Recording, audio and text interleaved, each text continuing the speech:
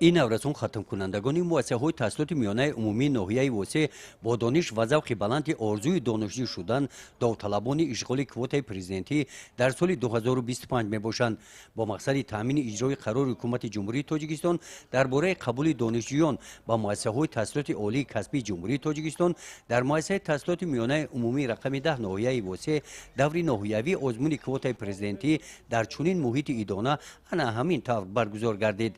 مدیر شعبه معارف مقامات اجرایی حکومت دولتی ناحیه واسع آزمون را آغاز بخشید.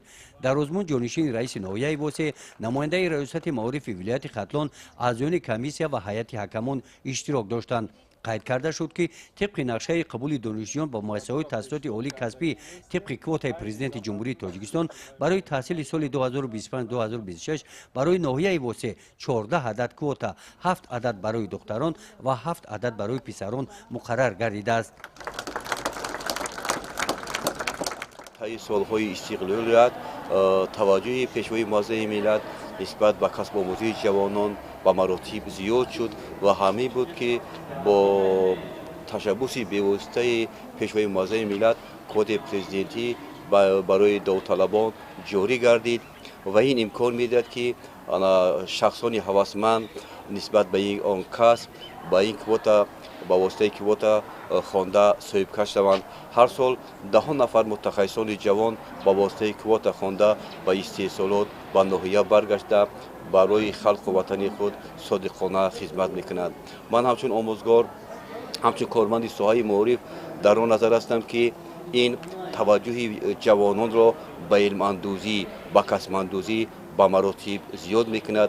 وقتی که ما قیاس میکنیم شماره داوطلبان را از یک سال به سال دیگر شماره سال به سال می افزاید و تحلیل ها، آموزش ها، کارهای داوطلبان را نشان میدهد که سطح دانش آنها نیز زینه به زینه، مرحله به مرحله بالا رفته ایستاده است.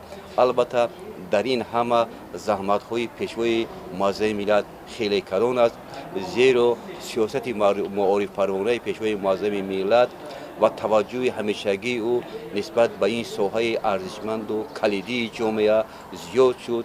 در آزمون بیش از 300 نفر داوطلبان از مؤسسه‌های تحصیلات میانه عمومی ناحیه اشتراک نمودند. رفت آزمون در سیمخانه‌ها برای داوطلبان با مهیا نمودن شرایط‌های مساعد و راهمانده شدند. رهبریت شعبه معرفی ناحیه تاکید داشتند که از بین داوطلبان بهترین ها به دوره ولایتی راه خط پیدا میکنند. گزارش خوجا نظریف خدای نظر ظهوروف از ناحیه واسع برای برنامه اطلاعاتی نوید.